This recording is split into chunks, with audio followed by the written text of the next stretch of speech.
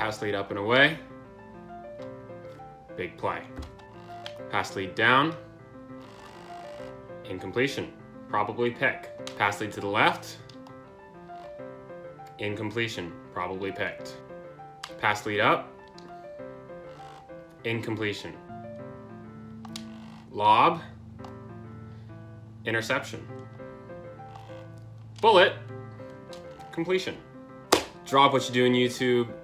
You're ballin' with Thick Yoda, and today we're back talking about pass leading and types of throws. First of all, what is pass leading? If you don't know what pass leading is when you take your controller and you hold in a particular direction while you throw.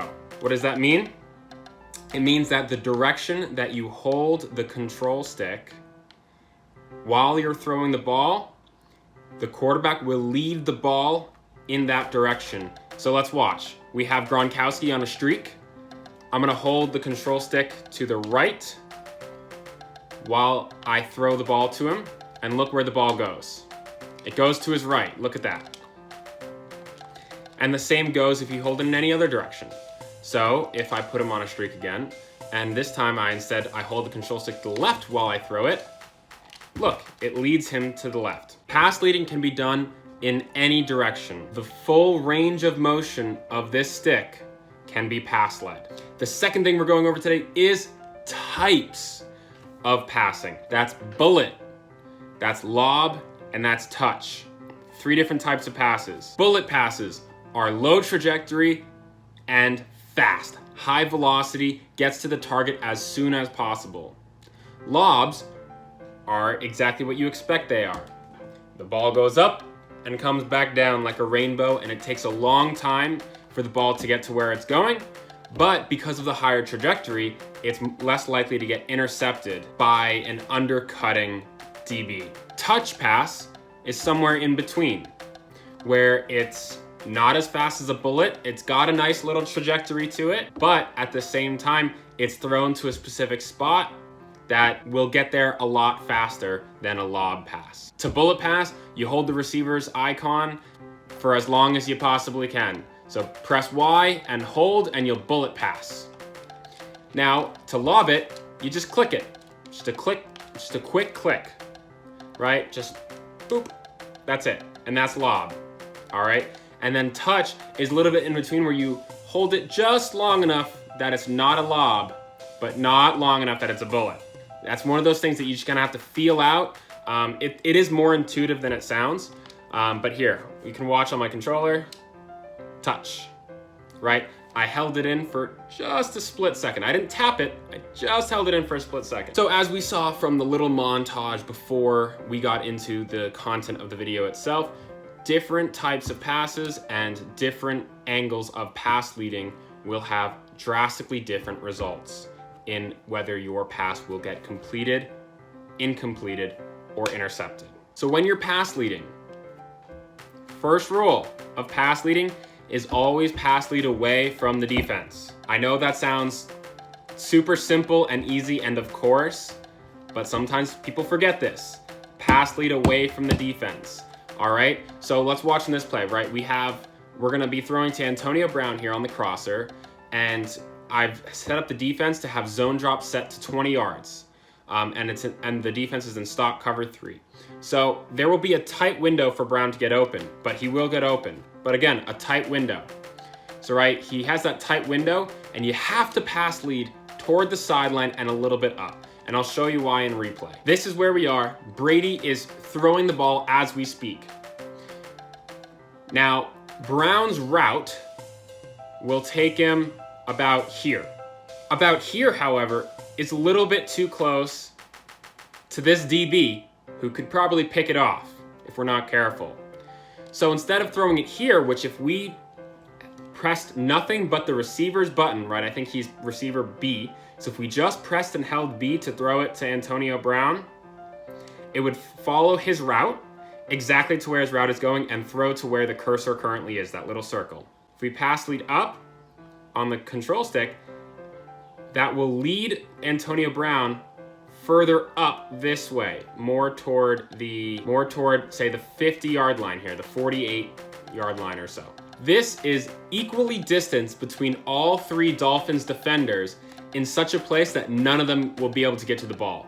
It's too far away from 21 to backpedal and get it, and it's too far from, what's this guy's number, 24, for him to rotate his hips and get it. And at the same time, I'm pass leading it away from the linebacker who's currently running with Antonio Brown. So in this case, if I try to pass lead the ball to here about the 48-yard line or so, none of the defense is going to have a chance on the ball. And as you can see, if by pass leading it up and outside, right, so that's a little bit up and mostly to the right when I threw it, look where this ends up. This ends up right at the 47, 48-yard line. And look, 21 is 2 yards too short. If we had thrown Antonio Brown on his original route and not pass led, you know, he probably would have been at around the 46 catching the ball instead of the 48. And look who's right here on the 45, ready to jump up and intercept it if that ball had been thrown to the 46. Now, if we had thrown it just straight up to try to avoid this 21, that ball, instead of going to the 48, would have been way up here to the 50. And if we had thrown it to the 50, this guy, who was a little late in getting over there, Byron Jones, he'll have a chance to get to the ball, right? He would be a step or two behind, but he would be in a position where one good diving play, one good jumping play, and he's able to intercept that. So we've ruled out up and down. But what about left? I pass led to the right, but why couldn't we have pass led to the left? This one was probably gonna be a little bit obvious, but if we pass lead to the left, it gives the slower linebacker or safety or cornerback or whoever's in coverage here, it gives that player a chance to catch up to the receiver. So instead of throwing it where he's gonna catch it maybe 2 yards away from the sideline, if I pass led to the left, the ball would probably be thrown right to where the linebacker is right now, and about 4 or 5 yards away from the sideline is where Antonio Brown would try to catch it, and the linebacker would be right there waiting to intercept it or knock it away. When you're pass leading the ball, the general rule is pass lead the ball in such a way that it bisects the defense. So what does that mean? If we drew a line between the 2 defenders that are in the best position to make a play on the ball, that's 21 and 24 here. That's these 2 guys, right? If we drew an imaginary line between them, you want to pass lead perpendicular to that line, 90-degree angle to that line. So if that imaginary line goes in this direction, you want to pass lead it in this direction. Either direction is fine, but you want to pass lead it in one of those 2 directions and use your intuition to realize, okay, hey, we don't want to pass lead it this way, because if we pass lead it this way, the linebacker is going to make a play. So we got to pass lead it this way, which again is up and to the right in this case. So let me reiterate what I'm saying here using the exact same play that I just talked about in my most recent video that eats up man coverage, PA dive here, okay? So let's see what happens, right? He's going to toast the guy. What if I pass lead to the right? Look at that. Deep safety intercepts it and cover 1, okay? But let's do it again, where we pass lead to the left instead. Boom, we pass lead to the left. Deep safety can't make that play. We got the sideline, and if he'd kept his feet in bounds, we could have taken that all the way for a touchdown. And that's the difference between a good pass lead and a bad pass lead. One gets intercepted, one's a touchdown. Now this is also a great example as to using lobs versus bullet passes. You want to use bullet passes when you're trying to fit into tight windows, or if you're trying to throw the ball to your receiver before the DB has a chance to make a play. So say we're throwing one of these corner routes here. We're going to throw this corner or post route to Cameron Brate here, and we're going to want to bullet pass it, right? Because if we bullet pass, we're not giving the defensive back, the defensive player, enough time to catch up to the ball and make a play on it. But if we say lob it, that gives enough time for both the defender to make a play and other defenders to come swarming in to make a play. So generally, you use a lob or a touch pass only when you know that nobody on defense is going to be able to make a play on the ball. If someone could make a play on the ball, you almost always want to bullet pass it. We have our other route here that as you can see, I almost always lob it. So let's take a look at this deep route here on the left. What happens if I bullet pass it? I bullet pass it. The DB is able to make a play on the ball. Why? Because the trajectory is low enough. And if I had a slower wide receiver there who couldn't burn Xavier Howard like Scotty Miller can, because Scotty Miller is pretty fast, DB is going to be right behind him, and all he has to do to intercept it is turn around and catch it. That's it. But if you throw that ball in an arch, a lob, a rainbow trajectory, that defensive back, if he turns back to try to intercept it, it's going to be way over his head. Because the ball's not going to be low enough for anybody to catch it until it's past the DB in a place where only the receiver can catch it. So we can see how that works when we lob it. And even though there were two guys right there, 2 or 3 yards in either direction ready to make a play, right? We can look at this again, right? Here's the lob. We got 3 guys running for the ball. Now, the ball is not interceptable or catchable until it gets about this height off the ground, right? We've all seen defensive backs make some crazy jumping catches 10 feet in the air, so they'd catch this one. But as you can see, the ball doesn't get that low for someone to catch it until it's already past the defenders. Look, it's already past the defenders. They have no chance to intercept that ball.